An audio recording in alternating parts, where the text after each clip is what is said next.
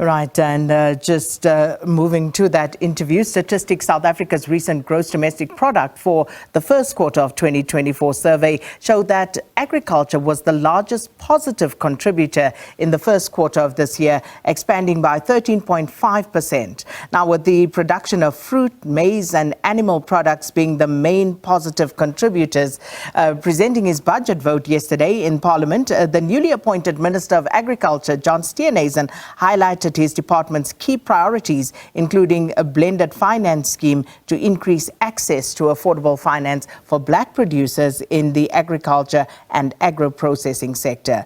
He also presented the department's interventions to mitigate the recent outbreaks of avian flu and foot and mouth disease in some parts of the country.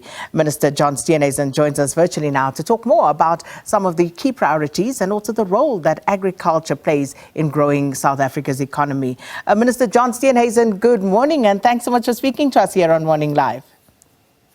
Good morning to you, Sakina, and good morning to all the viewers this morning. Great to be with you. So, Minister, getting used to this. Minister Steenhuisen, yesterday you presented your major budget vote in Parliament. Have you settled into your new position? Well, it's certainly been a steep learning curve, but I've pretty soon got to grips with the issues that are facing the industry.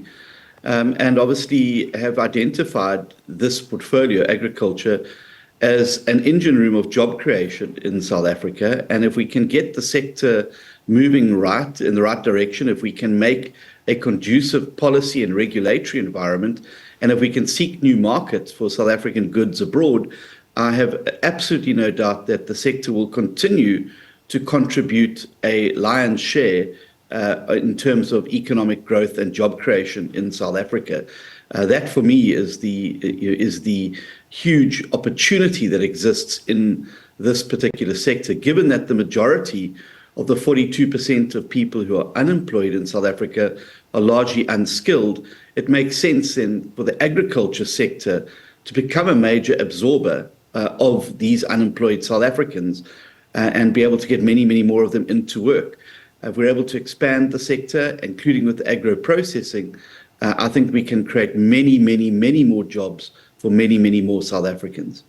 So on the job creation front, Minister, you know that in this sector in particular, for years, there have been a lot of complaints about workers being underpaid and, of course, also the issue of security of tenure for people who work on farms. So that, of course, has to be something that you will also take a look at. Of course, but I mean, I think that when the exports grow and when the economy, the agricultural economy starts to expand, it will be the rising tide that lifts all boats. As I said yesterday, farmers and farm workers are our country's greatest asset, and we need them 3 times a day. And it's very, very important that everyone involved in the sector, from a farm worker to a large commercial farmer, feels that they have a department that is on their side and speaking out for them. So these are issues we have to deal with in the sector. But I'm confident that if we begin to grow, if we're able to deal with some of the bottlenecks and setbacks that are holding the sector back from really being able to flourish in its best form, I think that we'll be able to unleash huge growth. And when profits go up and when export markets become larger, there's greater profitability. I think that also means that there can be higher wages and better opportunities for more people in the sector, including farm workers. So one of the Sustainable Development Goals is to end hunger, to achieve food security and improve nutrition and promote sustainable agriculture by 2030. So do you think that we will achieve this by 2030 as a country? Well, we'll certainly hopefully be well on the way to doing it by 2030. South Africa is a net exporter of food, and we do have access to large amounts of food. The big focus has to be on reducing the cost of food in South Africa to ordinary consumers. And that's why we've suggested, for instance, expanding the basket of VAT-free goods to ordinary South Africans, so that those products will become cheaper, and that we can make sure that more South Africans are eating healthy, more South Africans have access to food, and that's quality food, and that there is enough of that food to ensure we feed our nation. That is also why one of the focuses of the department is going to be the maintenance of agricultural land in the country and protection of it. A lot of agricultural land is under major pressure from urban developers and for a variety of other uses. And the problem is that once that agricultural land is gone, you will never get it back. And obviously we need to have a sustainable plan for how we protect agricultural land in South Africa to ensure that we are able to feed our nation and to be able to make sure that we have food security. And those sort of things we'll be working on as we go forward over the next 5 years. And apart from urban development, you also have the issue of climate change, because we've witnessed how climate change has impacted this sector. We've been reporting for the past week about veld fires in KwaZulu-Natal and Mpumalanga. We've seen the flooding situation in the Western Cape. How is your department hoping to mitigate against some of these climate change challenges, Minister? Yeah, well, obviously, we have to build more resilience in the sector, and there's a variety of ways that you can do that. And that's also one of the reasons why I said yesterday that our legislative and policy environment needs to be brought into the modern era. Some of the legislation governing the sector dates back to 1947, which means we're not able to take advantage of some of the cutting-edge technology, some of the new crop varieties that are more resistant to some of the worst elements of climate change. And we need to modernize that sector to make sure that our farmers remain on the international cutting edge of the farming community. I would also say that there is a problem in that the disaster management function sits with the cooperative governance and traditional affairs portfolio. But I've said very clearly to the department that we do need to build in an element of disaster management into our department, because the Disaster Management Act says every department should have a plan for disaster management.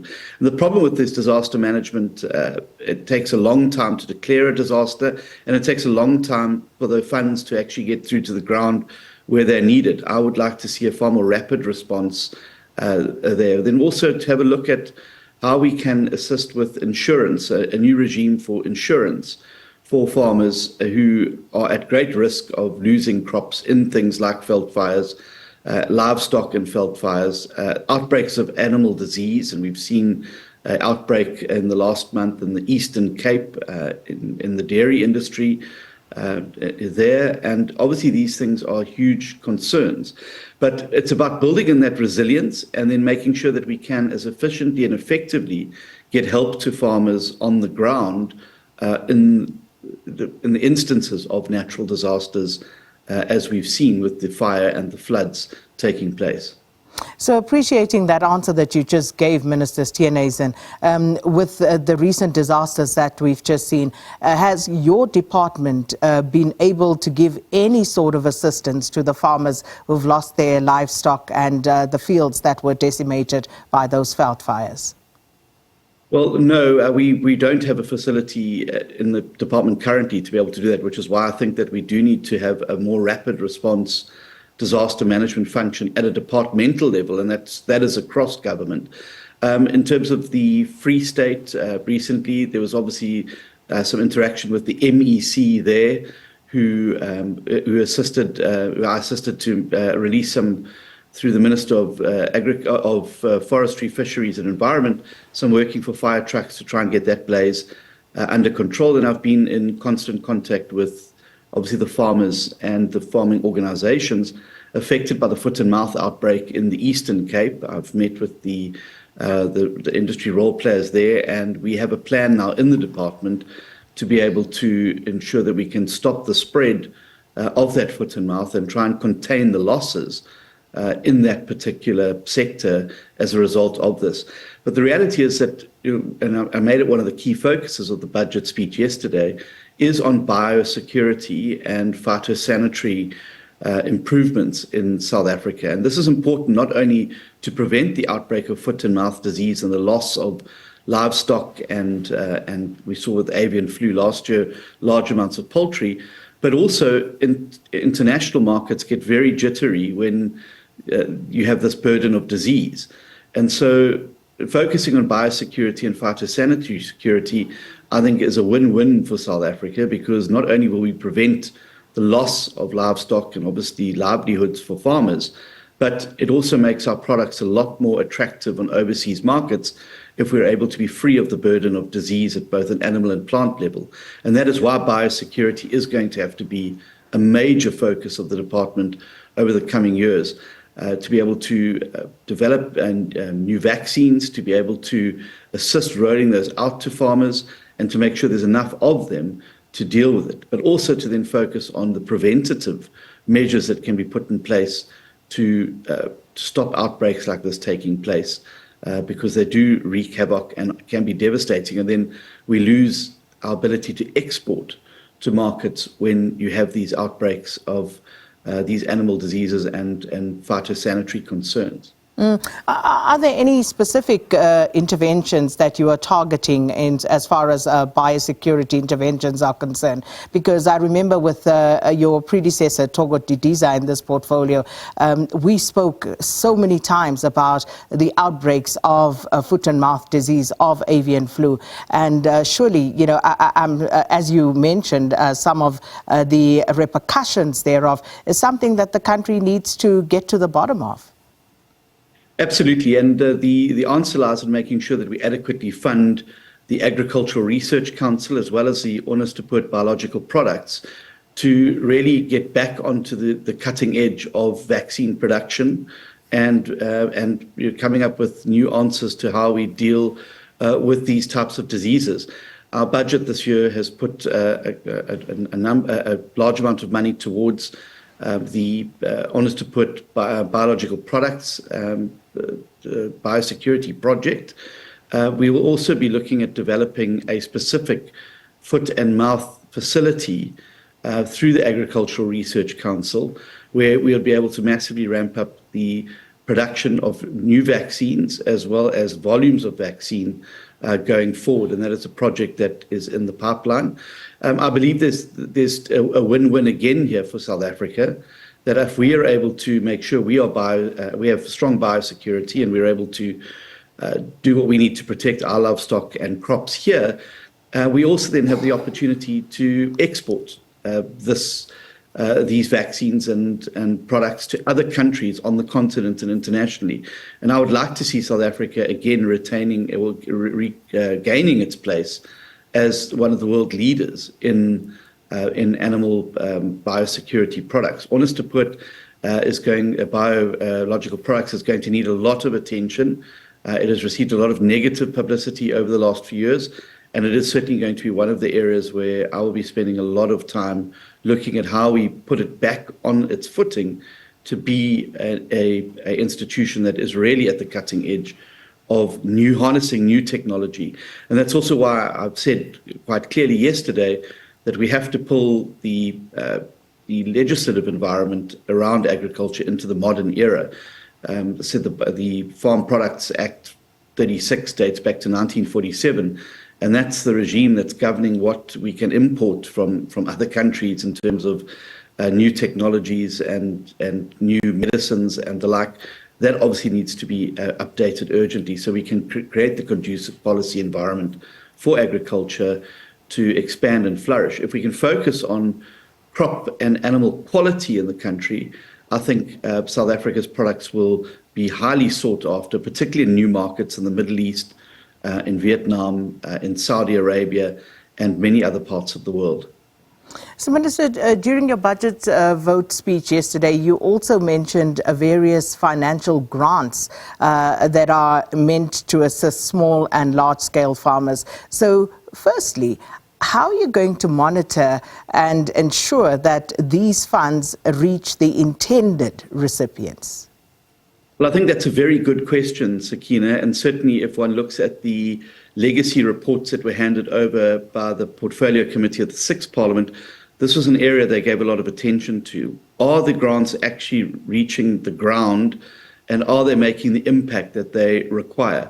So there's a number of grants. One of the main ones is the CASP grant, which is dealt out through provinces on a project basis. And obviously, we're going to move to now only playing these out on a quarterly basis and against performance targets that can be audited by seeing what the impact is on the ground. The PESI grant as well has also been bedeviled with issues, and we'll obviously have to look at how we can put in place mechanisms to ensure that A, it's going to the intended recipients, and B, that it is having the effect that we wish it to have in the department. The Government of National Unity is very, very clear that we will base decisions on evidence-based research. And I think that it is very, very important that we put in place a quarterly monitoring system of all grants being paid by the department so that we can measure them against performance. The days of just paying over large tranches of money to provincial administrations and sitting back and hoping for the best need to end. I think we need to be active monitors of the money that we're providing and to be able to provide targets that are specific, that are measurable, and that we as a department are able to monitor. This is very important because one of my key focus areas is going to be on empowering smaller farmers and assisting them to be able to maximize their production on their particular piece of land, but also then to focus through the agriculture and agro-processing master plan on access to markets. It's no use having people producing wonderful field cabbages and spinach and the like, but if they don't have access to markets, if the local value chain is not in place, it's going to make it very difficult for them to turn their small farming operation into a profitable one.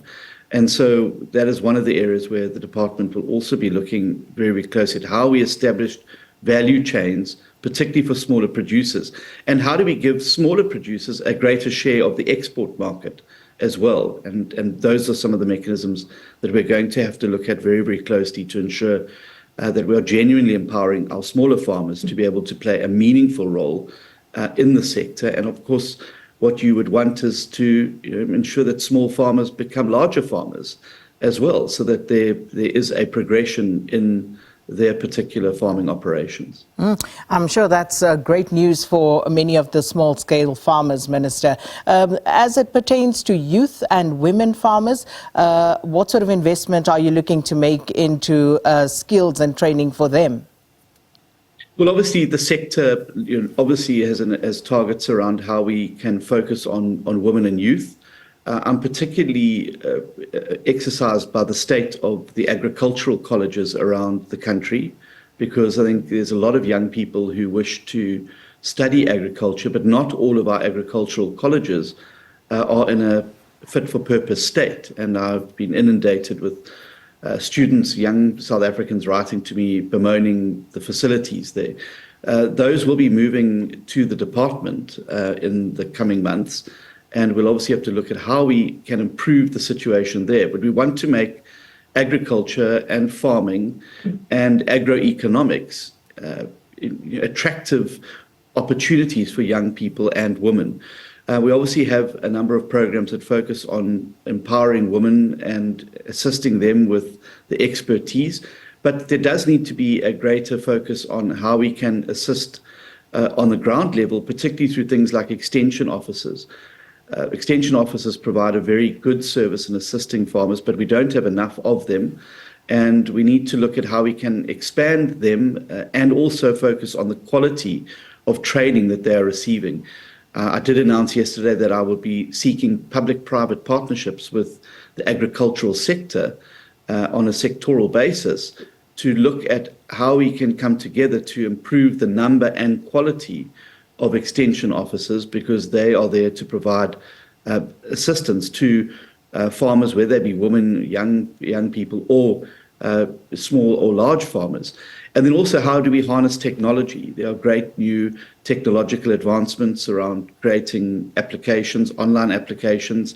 And I've asked one of the sectors in the department to have a look at how we can expand access to the information repository that the department has, and trying to find a way in which we can put this online in a technologically efficient way, so that basically, if the project ends up at its ultimate point, every farmer would have an extension officer in their pocket apps available through online applications. And I think that that is one of the focus areas that we're going to have to look at as well. How do we harness technology to assist our farmers to maximize their yields? Well, we have about half a minute still, and I know it's early days yet, Minister Steenhuisen, but have you met with any of the key stakeholders, and how has that gone?